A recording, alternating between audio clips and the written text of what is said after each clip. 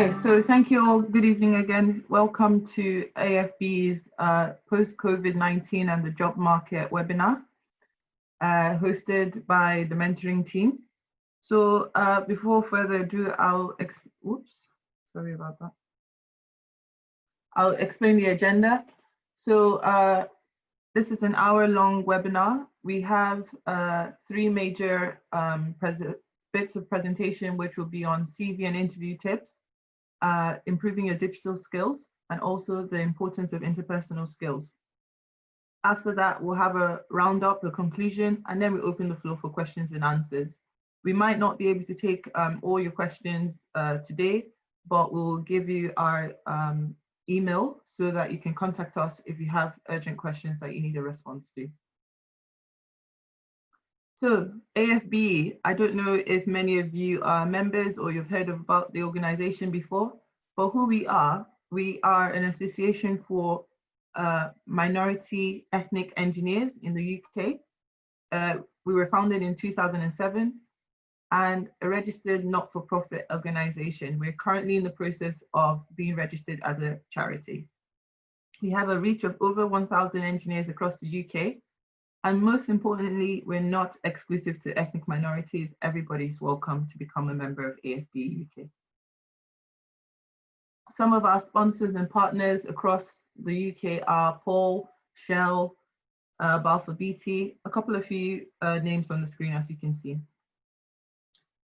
As I mentioned earlier, this webinar is hosted by the mentoring team.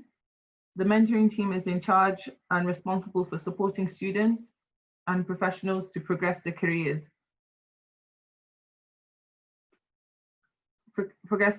So we have a database of mentors that are available to AFBE UK members, and we match them according to the skill sets and the requirements that they're looking for in a mentor. So the mentoring team today, who is hosting, is led by myself, Demi Ademiyawo. I'm a project manager at an oil and gas engineering firm based in Aberdeen. And supporting the team, we have Raman Mustafa, who is a Scrum Master and also an executive board member of AFBE UK. He's based in London. And then we have Femi Omoni, who is a process engineer and also an executive board member, who is also based in down south. So I'm just going to hand over to Femi now to lead us through what the new normal is. Thank you, Demi. I hope everyone can hear me. So I'll just take you through quickly on what preparing for the new normal is, and I'd also give some tips on CVs and interviews. And obviously, if you have any question, just wait till the end and we'll try to take as many as we can, just as Demi said. So preparing for the new normal. I'm just trying to go to the next slide. Thank you. Now, so what's the job market like as it now? So obviously the ongoing COVID-19 pandemic majorly came into the UK late January 2020. And as you can see, it's caused a lot it's had a lot of impact on the job market as it now. From what we can see from studies and statistics, there's so many jobs at risk. That's, well, from statistics is about 8 million jobs at risk. And that's basically about 24% of the UK workforce. So, and these are people who either have a risk of permanent layoff, temporary furloughs, or reduction in hours and pay. So, and from indications as well, a third of the usual hiring and job posting activities is what we can see now. So vacancies is decreased by 42% in the UK as it now.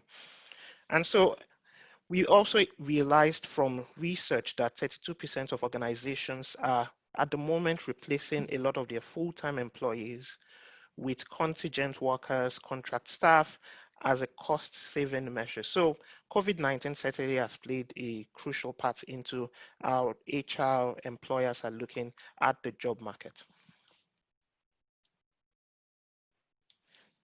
Next slide. Give me a minute. It's not letting me go to the next slide. Sorry, Demi, can you just help me control it? Thank you. All right, thank you. Now, so How has this impacted graduate roles in engineering? Now, first, there is basically been a decrease of jobs being posted for engineering roles at the moment. Research shows, once again, well, these are basically data from the internet and reports. So research shows that engineering job sectors, applications and postings have reduced by at least 74%. And there's also been increase in applicants per job. Now, a company, an engineering company called Lontra, put out 10 jobs and received over 15,000 applications. So, which is basically about a 220% increase of what they would naturally get for such job posting. If you also look into it, a lot of companies have cancelled internships. A lot of companies have cancelled graduate schemes. In the UK, for example, 29% of final year students have lost their jobs, and 26% have lost their internship. 9 in 10 engineering businesses in the UK are concerned, at least for the next 6 months, on how this would also impact their businesses and how that would also impact their recruitment process. So, but it's not all doom and gloom. Way before COVID, there's been a huge shortfall of engineers in the UK. And to meet the projected demand of engineering workers required, companies in the UK would need apprentices, and graduates would need to double. So engineering companies is that now in the UK would need at least 182,000 people per year, at least up until 2022, to fill a lot of engineering roles, and that's a very, very big number.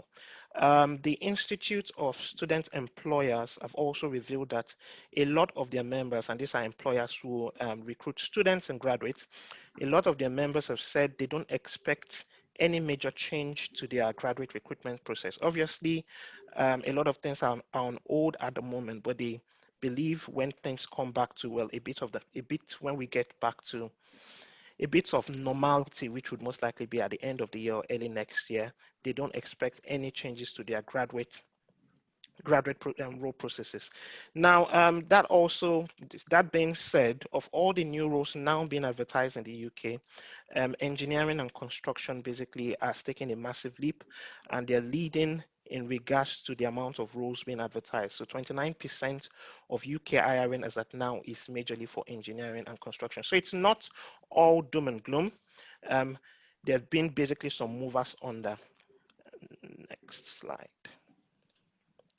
Now, so where are the possible key movers? Obviously, I'll just highlight on three. There are a lot of them, but I'll highlight on three. Manufacturing and exports. Obviously, the UK needs to manufacture some more to increase productivity, and so a lot of roles would most likely be advertised on here. IT and digital technology. Raman will be talking a bit more about digital technology later. But yes, there's been a very, very big rise in roles for software developers, and that's just basically because companies obviously have to improve their e-commerce or have to improve their digital technology as well. Statistics shows that of all UK companies that are moving, they are moving more remotely and onto the internet. About 50% of them don't stand a chance to handle things like cybersecurity. So there's a big rise in that field as well. Then also energy.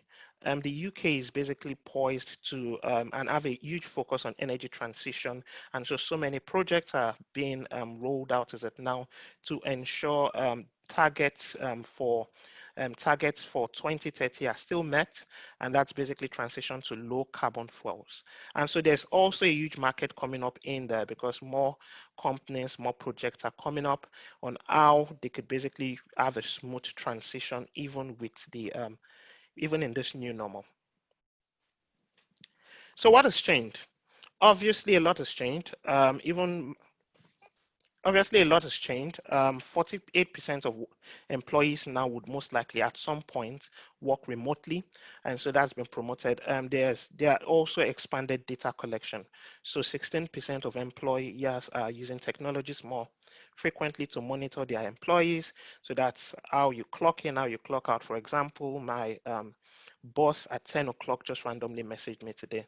Unfortunately, I wasn't on my desk, but I could respond to him at least 10 minutes after that. Oh, I'm in. And so a lot of employers are doing that, checking up on their employees. Because of the huge applications coming in, a lot of companies are using the ATS, which is an automated system to vet candidates. And so what that does is basically vets your CV before a human or an HR person picks it up. Because of a lot of uncertainties as well, most companies are basically putting out more contract roles and short-term roles. I know a lot of people look more into fixed term and more long-term, but due to the uncertainties, it's showing that there will be more contract roles and short-term roles. So I'd advise anyone trying to get a job at this point to also expand into looking at those roles as well. Finally, there's been a lot of thinking on what roles and what skills are critical. So a lot of HR, a lot of employers are thinking differently on what skills they're actually looking for. So there are a lot of skills, and Demi would be talking about some of them. And there are a lot of skills like adaptability, flexibility, things like that are crucial to companies now. And so if those things are not on your CV, those are things you need to add onto your CV as of now, just to show you can basically so just to show you've got those skills. So CV and interview preparation. So CV and interview preparation. First, why is this important? Obviously, just as I said, Lontra received 15,000 applications. They obviously didn't see any of those 15,000 people. So the major thing they saw was the CV. So your CV is the first thing that would be seen by companies. It represents you. So if you don't have a good CV, you have a bad representation with a company. And so that's why it's quite key to have a very, very good CV. So I'll be giving some tips, but obviously if you have any further question, you could ask afterwards on CV and interview. So the first thing I'll talk about is being prepared. As I said, next year there might be a very, very big rush in regards to new graduate schemes, a lot of things coming out, a lot of projects being actualized. Now, so the first thing you've got to be prepared for that rush. So the first thing I'd say is what's your online presence like? If you put your name on Google as of now, what would it say about you? And that I think that's quite key, because when I was going to get my job in my current role, one of the first things I saw was they actually put me up, and I was told this afterwards, that they actually checked for me on Google. And I also knew they were looking at me because I could also see that they've checked my LinkedIn profile. And so the first thing I'd ask is, what does Google say about you? What does your LinkedIn profile say about you? Are all your skills highlighted on, for example, your LinkedIn profile? Are there things you need to remove on there as of now? So it's quite key. Apart from LinkedIn and Google, Facebook is also becoming a big player as well. A lot of companies are, for example, looking at Facebook to see what kind of person you are, for example, in regards to your social life. And so Facebook, naturally, yes, it's a social platform, but there's a lot more seriousness into it as it now. So a quick advice I'd give is, for example, don't put in negative comments about past employers and things like that on your Facebook profile, because you never know if in the future someone else might be looking at that. We'll talk more about this later, but the next thing is you need to upskill. So when you're looking at roles, obviously a lot of people now would be applying for roles, and so there will be a lot of competition. So this is the right time to upskill, and there are so many ways to doing that through online learning. And I'm sure Raman will talk about this. The most important thing, uh, yeah. Now, the last thing I'll talk about is companies you're going to apply to. So vet them. A lot of applicants don't do this enough. So what I'd say is, for example, when I was looking for a job, one of the most important thing for me was looking at the company. Yes, you've put out an application, but do I actually want to work for you? What are your values and culture? What is your vision and mission statement? What's your diversity commitment? Then you also check places like Glassdoor, which I use, because you'd see people who have had interviews in such companies, and you find out, well, it was their interview process like. Then, for example, what's their 1 year, 3 year, or 5 year goals? What are their commitments? What new projects are they working on? So it's essential to know all these things, because this would help in your preparation as well. So for telephone and interview, now you can go to the next slide. For telephone and interview preparation. Sorry, let me just get to the next slide. Yeah, thank you. Now, this is going to be key because a lot of face-to-face will be removed as at now. So a lot of people will go into telephone and video interviews. The worst thing that can happen, as I'd say is first getting a suitable location somewhere really quiet.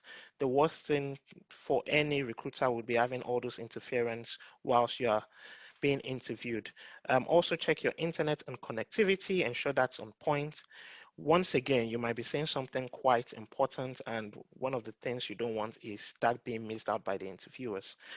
Don't be afraid to ask for clarifications, and also your responses should demonstrate your knowledge and enthusiasm for the role. So this is where your preparation comes into play. So when you basically know about the company, then you can show you are enthusiastic about the role. You can show your knowledge of not just the company, but also the role.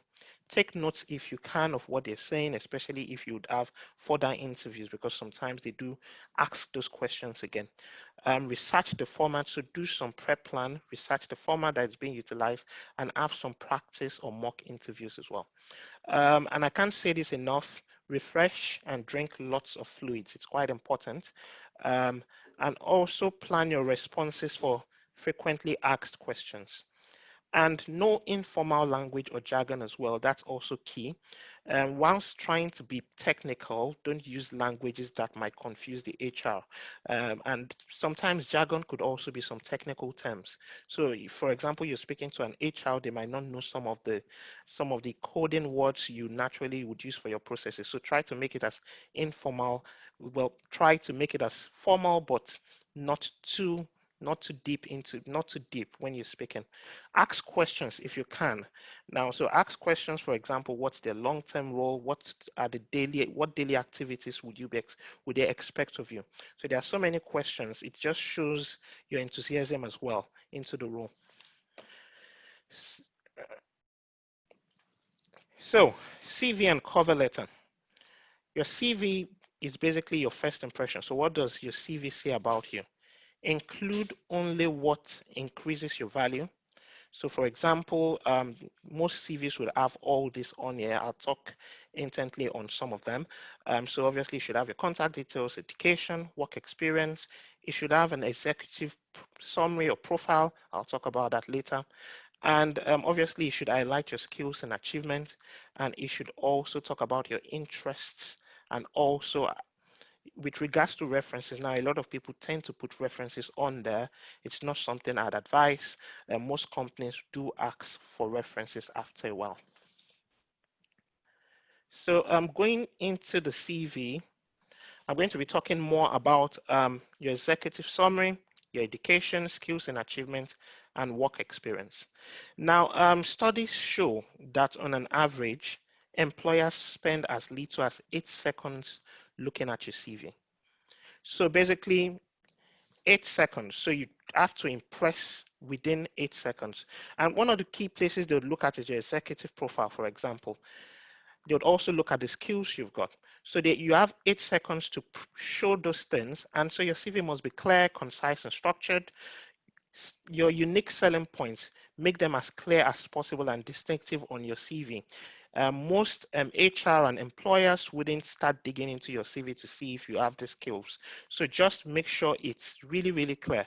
Tailor your CV once again to each application, and be honest, because sometimes dishonesty on your CV comes back to bite you during the interview stage. So try to be as honest as possible as well. So talking more about your executive summary now. Your executive summary should be maybe about some people would have about 3 to 4 sentences, and in most cases should be on the top of your CV. You should say, for example, who you are, what can you offer, and this is where vetting of the company comes in. So it's not just what you can offer with regards to the role, so not just your skill set now, but what can you offer to the company. And for that, you basically need to have an understanding of what the company is looking for. So that's why vetting of of employers or companies is quite important. Then it's also important at this point because you never know how long they're going to look at your CV to talk about key skill sets or goals that you've got that would make you ideal for the role. So executive summary, quite important. Who are you? What can you offer to the role? What different thing would you bring? This should make it should make your CV distinct. So basically put on there everything you think the company is looking for. And you can see that from, for example, their website, you can see that from also the job description they've put out on there. So what skills have they said they're looking for? Put that all in your, or look for a way to summarize that in your executive summary.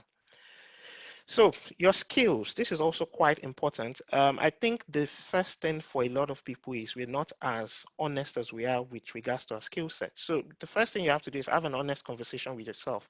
When you see a job posting, do I have the required skill set or am I just wasting my time?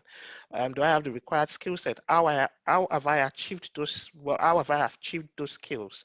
Because you'd have to show that on your CV as well, that, oh yes, I have these skills through either a work experience or through education. So how do you present that as well? And how can you prove that you have those skills you've said? Now, if you don't have the skill set, it's not obviously the end of the world. Then you would obviously need to upskill as well. And so when you're thinking about a particular sector, for example, it's essential to look at critical skills that are required for that sector or for that role. So for example, for a process engineer, what skills are they looking for? Are they looking for things like process intensification? Are they thinking of for things like proficiencies in the use of analytical softwares or things like that? Do you have those skill sets? How have you achieved it? Where did you get those? Where did you get the required skills? And obviously, how can you present that in your CV? So it's quite key to have all that. I'll talk about this in the next slide, because your work experience and also your education is key in being able to prove what skills you've got. So it's not just about listing, or I am adaptable or I'm highly motivated. It's also being able to prove that yes, you're a motivated person. So education and work experience. Now your education, list and date previous education, include professional qualifications. In most cases, place the most recent first. The only time I wouldn't advise doing that is obviously if some professional qualifications, for example, are extremely key to the role, make them as distinct as possible.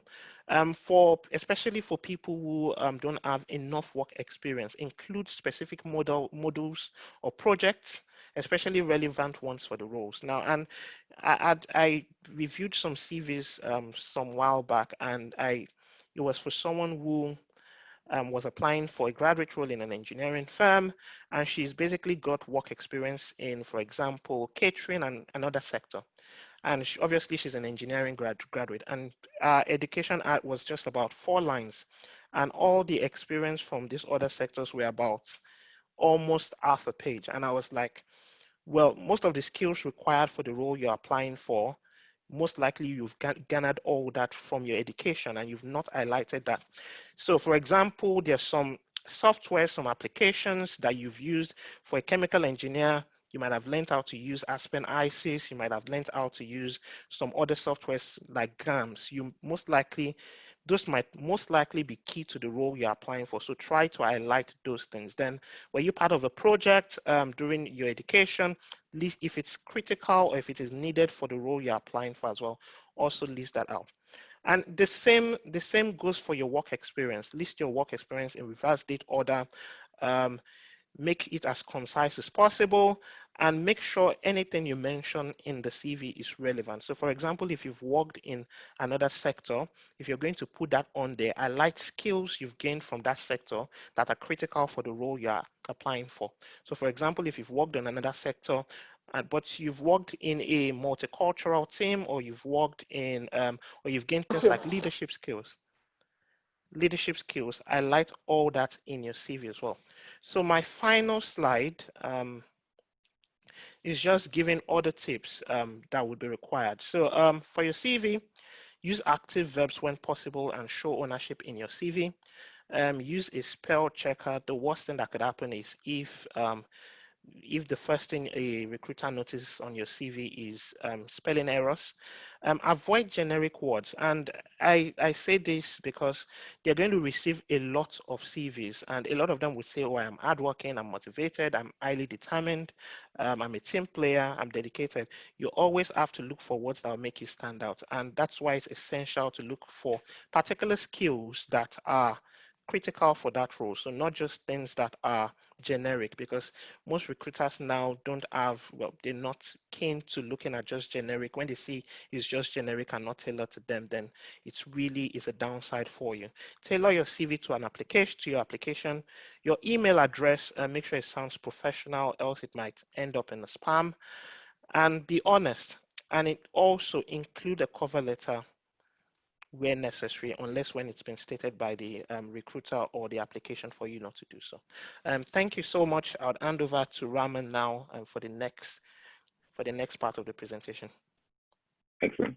So when I refer to digital skills, I'm not referring to Microsoft Office or having the ability to use Zoom and things of that nature. I'm referring more so to software development. Learning how to program or learning how to test programs and things of that nature. In this day and age, it's very important. They're beginning to teach children how to program in schools, and it's something that will benefit you if you add it to the skills you already obtained. So that is the what. Let's move on to the why. So one of the as far as languages are concerned, there are a multitude, as you saw in the last slide. Just to name a few, we have Java. This is very popular. I'm sure a few of you have heard of it before. It's moderate to difficult to learn, but as you can see there, I've put just with a quick search on Indeed that currently right now there are 3,000 jobs, over 3,000 jobs for Java programming. So it's something that is definitely an opportunity for those that are due to COVID have lost their jobs. We also have C++, which is difficult, it states there, but this can be used in web services and local applications or proprietary services. And then we have Python. Python, which is very easy to use, to moderate. And as you can see, it has the most jobs out of the 3 that I've listed here. So this is something that I pursued while we were on lockdown. I decided that I wanted to learn a software language, and Python was the one that I've chose, and I've currently been making some projects and things of that nature. So yeah, so now we know the what, and now we'll move on to the how, or the why, should I say, the why. So the benefits of learning software programming in this day and age within the pandemic is remote working. So myself, I work as a digital scrum master, and I work with a team that produces an iOS and iPad app for a bank. And when the pandemic hit us, we were able to continue our work as normal and delivering new functions and new products as if nothing had changed. So this is an advantage if you were to go into this industry. You'll be able to work remotely, and it also gives you an opportunity to apply for jobs overseas. Within my team, for example, I have individuals from India, and I also have individuals from Germany. So that's definitely one of the benefits and why you should pursue. Second, high demand and more opportunities. So like I stated in the last slide, you can see even within this pandemic, there's thousands of jobs available for individuals that take the opportunity to learn how to program and learn a software development language. And also with that, you could also learn a language to benefit yourself within your own role. You could use it to create systems to analyze data that you currently use. So it could be beneficial to you and produce more opportunities for you in your own current workplace. Third, we have creativity and problem solving.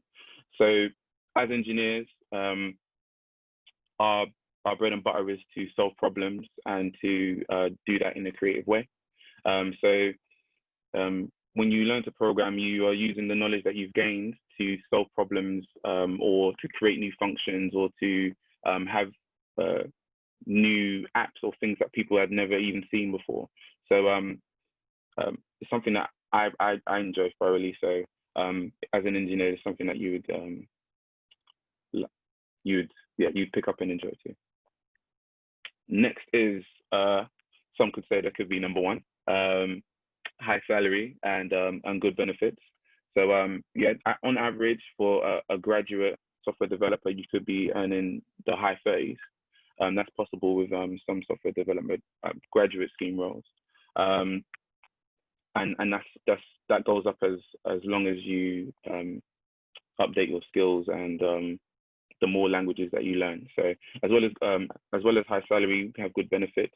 It's probably not as beneficial now, but a lot of tech companies now, they provide free food and they have breakout areas for you to relax and unwind.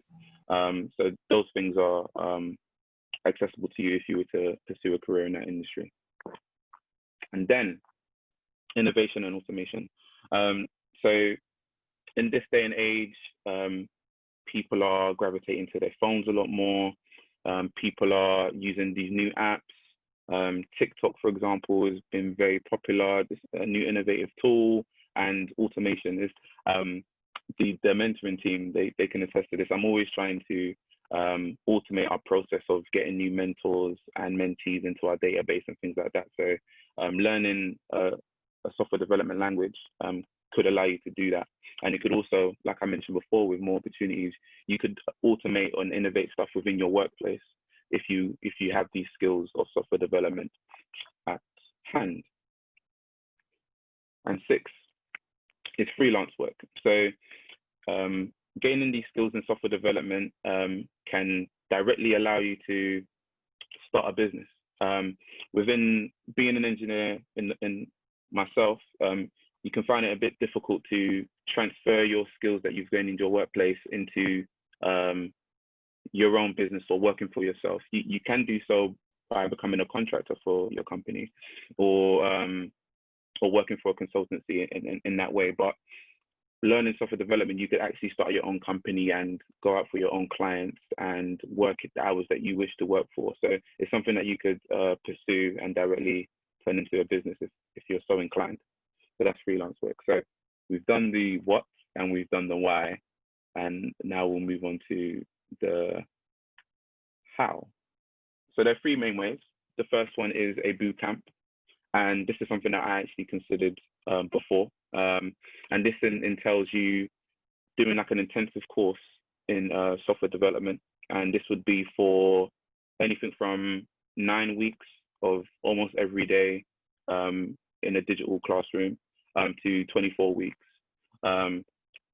It is very costly. It will cost you a couple £1,000s to do, and you'd need that time set out. So maybe if you were to do a sabbatical or something like that, it would be accessible to you. So what I've listed here is SwitchUp.org and CourseReport.com, and they are companies that list the different types of boot camps that exist, and they can be varied between locations, so where you are in the country, or what you specifically want to learn. Do you want to do web development? Do you want to learn a particular language, or do you want to be a freelancer? And at the end of the weeks, they assist you in trying to find a job. Or if you want to become a freelancer, you can do that also.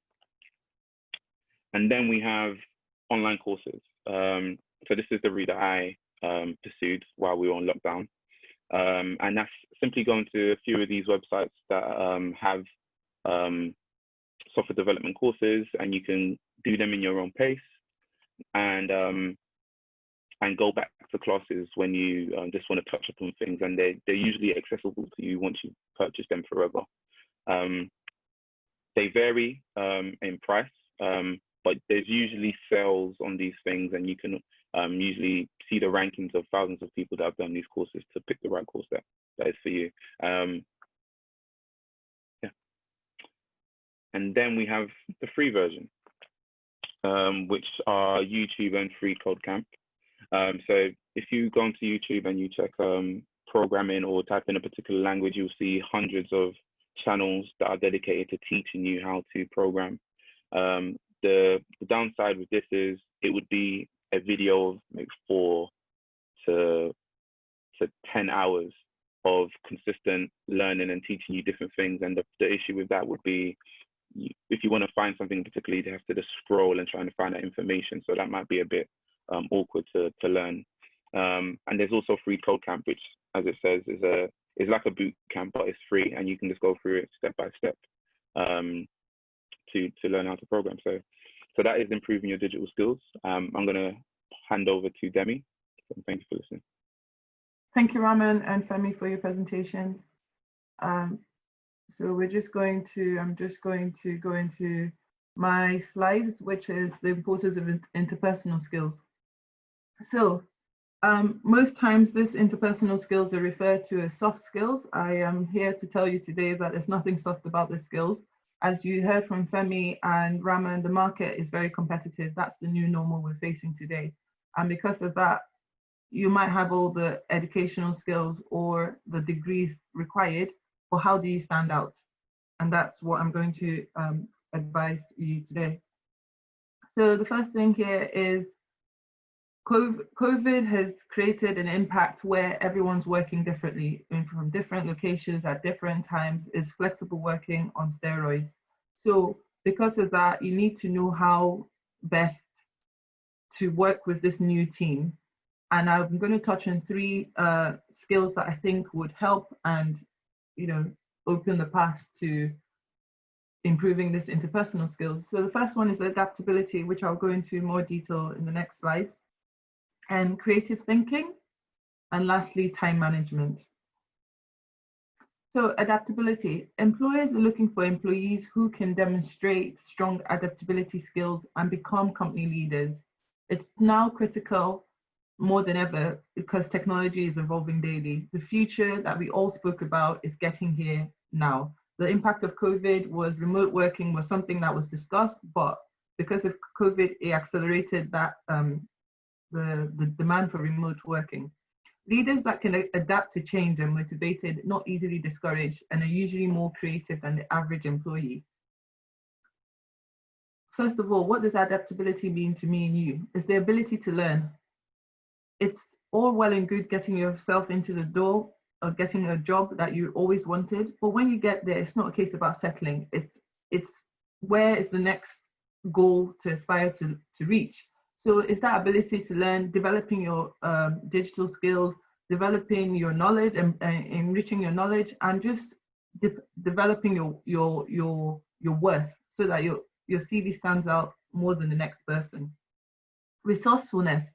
Now, this is mostly targeted at graduates because you're in a new environment, you're wondering where can I find this, where can I get this information, but Google is your best friend. The technology we have now was more than I had in my days when I'm not that old, but I didn't have as much access to the internet when I was younger, but now you can Google everything. You can, on LinkedIn, you can network with people. It's all about being proactive and reaching out for that information. Persistence, consistency is key. Don't start and stop. Keep looking for the next thing. You've learned Python, move on to C++. You learn C++, look at Tableau. Look, there's always something to learn. So don't just settle, because if you do in this new environment, somebody will do better and leave you behind. So the next one is creative thinking. Employers in all industries want people who can bring new perspectives to the workplace. I say this specifically for engineering. We're doing things differently now. There's a new way of working where everybody's trying to be efficient and smart. There's no more prizes for people working hard. It's more for working smart. The ability to consider something in a new way, a new approach to a problem, a resolution to a conflict, or a new result from data analysis is what employers are looking at now. And that, funny enough, is creative thinking. So the way you analyze data that's accessible in the workplace, I say this linking onto what Raman said earlier. Python is an analysis tool.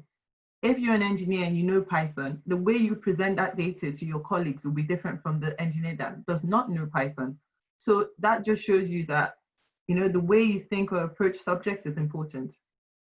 Problem solving.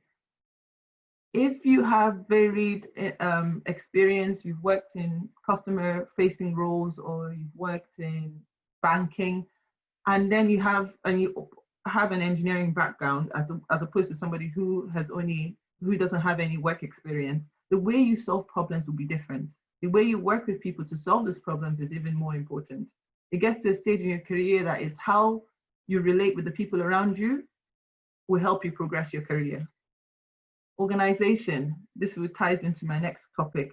It's all well and good to have an idea or a way to analyze things, but if you're not organized, you won't be able to reach your goal. So you need to have smart tasks to allow you to reach the goals and the plans that you set for yourself. Time management. Saving time saves the organization money and increases revenue.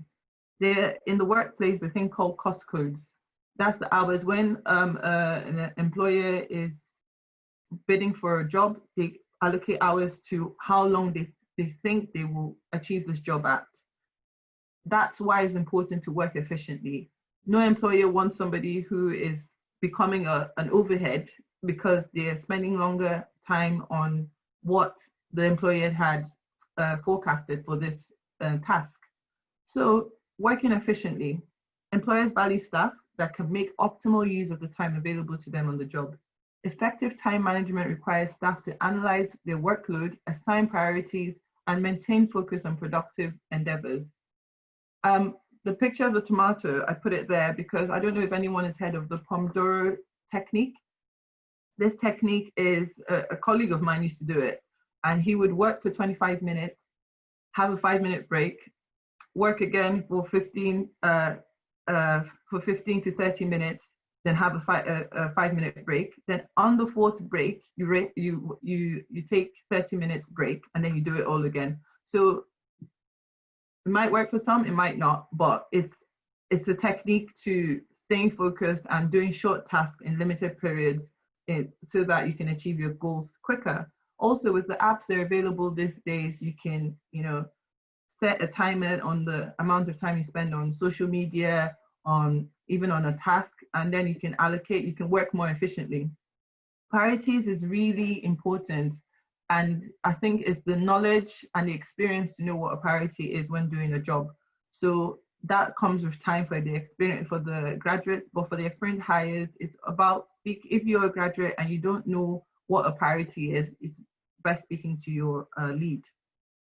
Scheduling, I've mentioned, having plans will go a very long way. As they say, if you plan to fail, you fail to plan. And if you fail to plan, you plan to fail. So time management, have a timetable, especially in this COVID period with the flexible hours, people working at different times, and employers are more adaptable. They're more deliverable driven. So if you've got a family or you've got care roles, you can work hours that are suitable to you and your household. But to achieve your goals during that period, you need to be working to a timetable. So creating a plan is very essential. Now, extracurricular, a lot of people don't realize the importance of this. I've used this picture with lemons and grapefruit. Imagine everyone is a citrus and everybody is an engineer and they've done that. The only thing that's going to make you stand out is your extracurricular. If you play football, if you're the lead captain of the chess club, this is what, your values and finding the values with the company or the employer you're working for is where you connect your link. That should be an essential line in your executive summary in your CV. Finding that link and the link between you and the company and working on it, building it as a strength. Play to your strength, not your weaknesses. Don't be shy to take control of your CV. Stand up and take control in the sense that if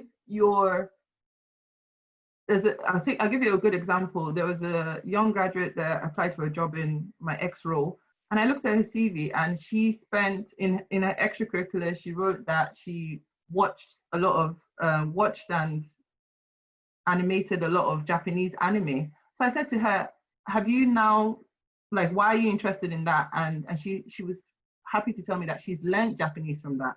So that just says in a multicultural company that has a lot of locations around the world, having an engineer that knows Japanese makes you stand out from the next person. So you might not know what skills you're getting because they're not presented in the common way, but look deep. You're in your strengths, you will find something that makes you stand out and build on them. So to conclude what my team and myself have gone through today, I will do it in 3 major blocks. Be prepared for the rush. Be informed. Job search alerts, job boards, job agencies, virtual work experience and contract rules. It's all about you making the effort. You should have minimum of, I don't know, there's LinkedIn, Indeed, Total Jobs. There's so many apps and websites that you can set up to find jobs. Job boards advertise, even in university for the graduates, there's university job boards, look there as well. Newspapers, I know it's old fashioned, but look there as well. Job agencies, they have office angels, different, especially on the high street, reach out to them. They have websites as well, reach out to them. Virtual work experience is a new way of doing things. That's why your digital skills are important. You can connect with people, networking events and LinkedIn, reach out to somebody that you respect and ask them if you can do some virtual work experience, ask them for some tasks you do over the week or a certain time, and then you can have them review that. Contract roles, like Femi said, are important. It's a different way to work. A 6 month to 1 year, at least in that 6 months, is experience that you can gain. So don't limit yourself to traditional roles. Be prepared, polish your online presence, CV and cover letter, practice video and interview and phone interviews, practice online tests, and get a mentor. That's where AFB mentoring team, I'll put a plug for our team here. Join an association like AFBE, reach out to the mentoring team, let us help you, help us. We have a lot of mentors on our database. We can connect you and allow you to grow and get the experience you need to progress your career. Be proactive, upskill, use this COVID, don't come out of lockdown 2020 without a new skill or a new goal, or even finding more about yourself. So join relevant associations, volunteer. Sometimes you can get more access to work experience and your foot into the door if you offer your experience or your talents for free. Vet companies, as Femi has said, and apply on time and don't procrastinate, because a lot of companies have a cut-off mark. So the earlier your CV is in, the better for you. So that comes to the conclusion of this program. I just wanted you to know that we have a future event on the 8th of August, and it's called The Day Life of an Engineer. For those on the call, they're not engineers. And those that are also engineers, you can look at it from another person's perspective. So please visit afbe.org.uk/events and sign up for the next event. Thank you very much for joining this webinar, and thank you for listening. Our contact details are on this slide. Follow us on Twitter, add us on LinkedIn, add us on Instagram. We're also on Facebook. This is our website. For any questions today that we won't be able to answer in this call, feel free to email us. That would be routed to ourselves and we will respond in a prompt manner. So I've seen there was a comment in the chat box for people to ask any questions, but the floor is now open for anybody that has any questions. Hi, it's Callie here. I have a question. Hi, Callie. Possibly suited for Femi. Okay. I believe you're process engineer, right? Okay. Yeah, it's just more on the industry as a whole, especially for a process engineer. Are there any sort of like skills or ways that you are trying to better yourself, or just to come out of COVID a lot more skilled? And if there's any sort of like skills or any new knowledge you're picking up, would you like to share them? So yes, there would always be opportunity to upskill. For myself, I had to learn some things on Coursera as well. So you can check them out as well. So there are a couple of things on Coursera. And even though you're a process engineer, there are a couple of softwares that are key in the market as it now. Depending on the sector you're going into, things like Aspen, ISIS, and a lot of things that you could use offline. And obviously your data, like I've had to improve on my data analysis from home because I work in a lab, and unfortunately I can't do a lot of the I can't actually do any of the things I normally should do at home. So I basically had to improve on my data literacy, which is where what Raman has said is quite key as well. Kylie, does that answer your question? Yeah, it does. Thank you. Okay, you're welcome. I've just seen a question in the chat here from CJ. If you've already graduated, what would be the best online channel to get the software stroke coding skills? I'll give that to Raman. Okay, CJ, good question. Thank you. I think the first thing you need to do before diving into a software channel is decide what language you want to learn. Like I mentioned in a few slides, certain languages do certain things. So if you want to make apps, there's certain languages you can pick. Objective-C for iPhone and iPad. If you want to make Android, there's Kotlin and there's Java. If you want to build websites, there's HTML, CSS, and things of that nature. So the first thing you need to do is decide what you want to do. And then literally just put into Google the easiest way to find which channel has the most subscribers. That hopefully that means that they give the best content. There's also free code camp as well. You can find the language that you want to do, and they should have the free code camp is also on YouTube. And if you type in that language with free code camp, you'd find some courses there, some classes there. So I hope that helps, CJ. Thanks, Raman, for that. We have another question from Abby. So do you have any advice on how to network on LinkedIn? In particular, how do you recommend restarting a networking relationship where you haven't communicated for years? That's a tricky one. So I've had different individuals reach out to me on LinkedIn, and there's a new trend where random people, I would say random people, like people that you do not know, so strangers, do contact you based on your CV and your details or skills, and they just ask you. And because it's a professional environment, a lot of people are more receptible to those kind of messages. So I wouldn't hesitate to do that, as long as you're polite and you keep it strictly professional, and you just state from the beginning why you're contacting them, what you need to get out of them, and if I mean, in real life, it's hard to form a relationship when you meet a stranger as well. So you just have to act accordingly. For people that you've followed and never spoken to them, and just you're interested in the material they put out, I would, once you keep liking, just start a conversation. But like I said, be clear. Don't do that chat where you go, hi, hello, and then wait for them to get back to you. Be professional. Say, hello, I'm this so-and-so person. I'm interested in your profile for this reason. I've been following you for this amount of years. I'm doing this with my life, and I would like XXX from you to assist me in my journey. Please, I look forward to hearing back from you. So those kind of examples are well received. I'm yet to see somebody that's blocked anybody because of that. So it's people that just reach out to demand a job that are seen as nuisances on LinkedIn.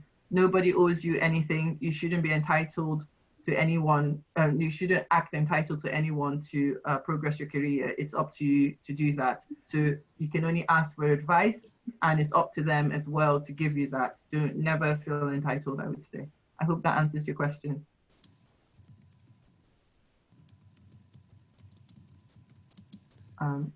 Okay. I have a question. Okay, thank you. Ayomide. How do you, so this is one for you, and it's with regards to interpersonal skills. How, seeing that most of us are going to remote working, and some people, some graduates or new starters might not necessarily meet their team face to face, or interact with them initially face to face, how do you then display the interpersonal skills that you've talked about effectively with people within the team? That's an amazing question, Ayomide. That's actually a very, very good question. Thank you for that. I'll reflect to myself when I first joined my graduate scheme. I moved to a new city. I had no friends, didn't really know anybody there apart from one cousin.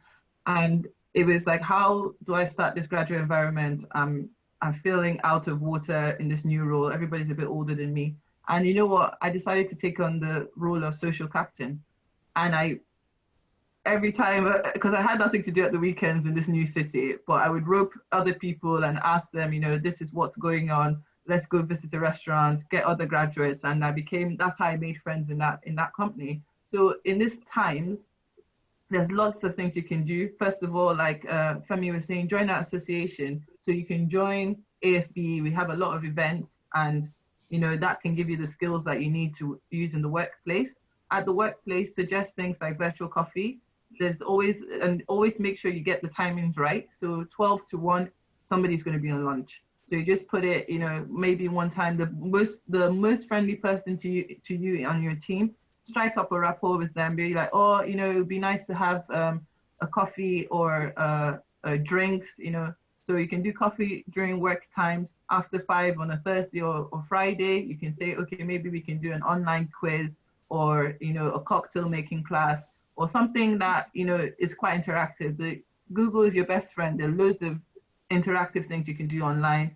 There's I've seen all sorts in this COVID lockdown. So don't limit yourself. Reach out to your team. If there's nothing going on, be that person. As for a professional manner, you can always find when you're having meetings or calls, you can theme it. So like what we do in our office is that on a Friday, everyone wears hoodies. So you go Hoodie Friday, and we give a prize to the person with the best hoodie. Or I've seen in some of my friends' companies, they have like masks. So I've seen masks, or once a week they do masks, or somebody does hats. Kind of create, especially as a graduate, that works in your favor. You're young and everybody's going to let a lot of things slide. So use that to your advantage. I hope that helps, Ayomide. Yes, yeah. Okay, thank you very much.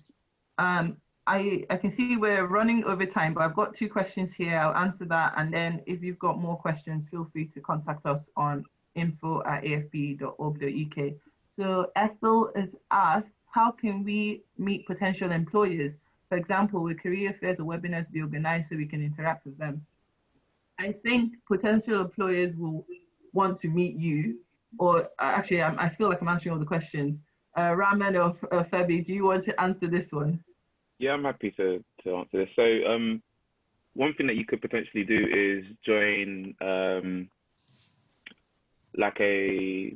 there's a website called Meetup, and they have different groups for different things. So something that is of interest to you or a particular industry, if you were to sign up to those, and they'd have like Zoom calls, and if you interact with them, that's a new way in this era of meeting individuals from certain companies and learning new skills from them. And then once you've built a rapport, you can send them a message and say, I'm a graduate, or I've recently lost my job. Are there any opportunities, or how can I get a role in your company, and things of that nature. So that would be a good way for you to meet potential employers, by doing it in a social way. So yeah, that would be my advice for you. Thanks, Raman. Femi, I feel like you have something to add to that.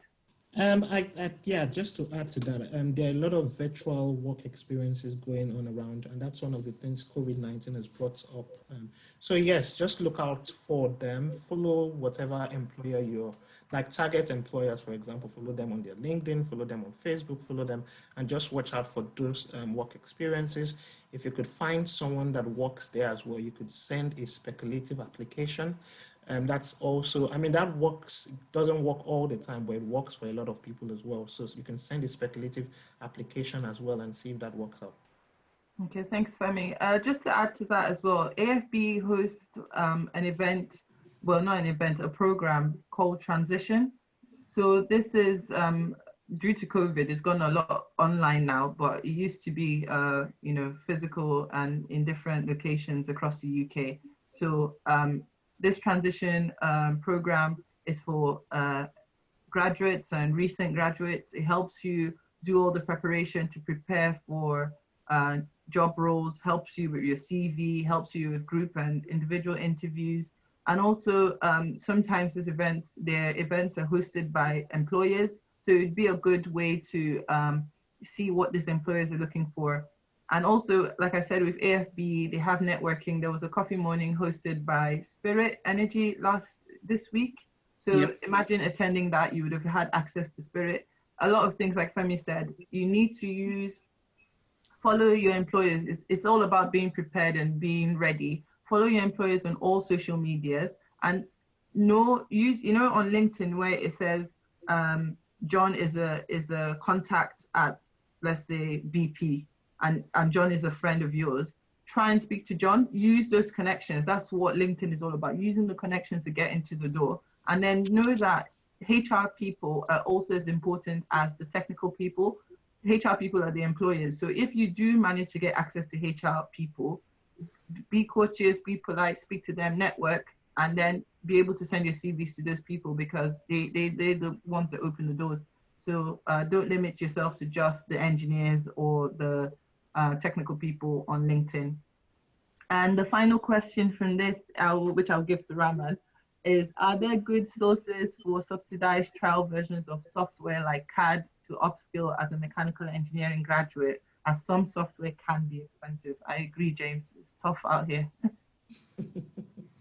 To be honest with you, I'd say you'd probably be better suited than me as a mechanical engineer. I put you on the spot. Okay, all right. So I'll action that. So as a mechanical engineer myself, I know how expensive software can be.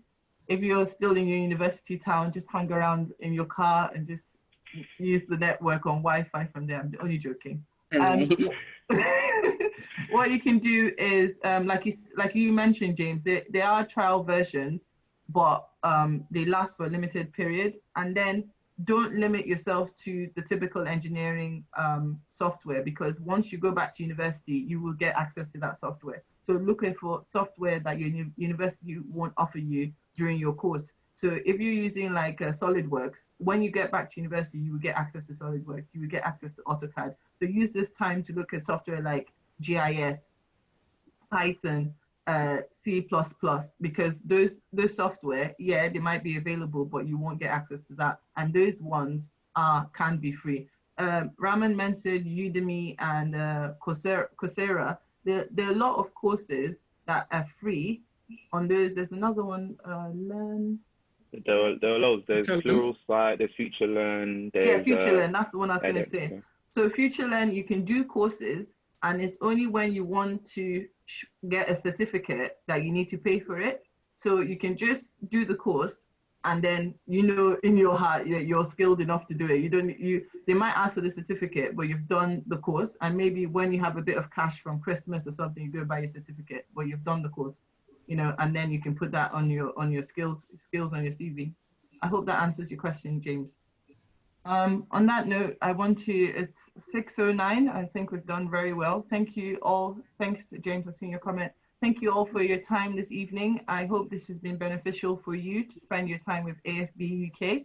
As I said, we're always open to looking for new members. Everyone is invited. Please visit afbe.org.uk. Sign up. For those that are non-engineers, I hope this has convinced you to become an engineer. So you can follow either of us on LinkedIn or Twitter. I'm on LinkedIn, Raman, Femi is on LinkedIn, AFB, follow us for updates. We have multiple events like this that have been running through the year. Also on our YouTube pages, we have recordings for any events you've missed, so you can watch them back. There have been some really, really insightful ones during lockdown. So once again, from myself and the team, thank you very much. And we look forward to seeing you all at our future events. Thank you very much.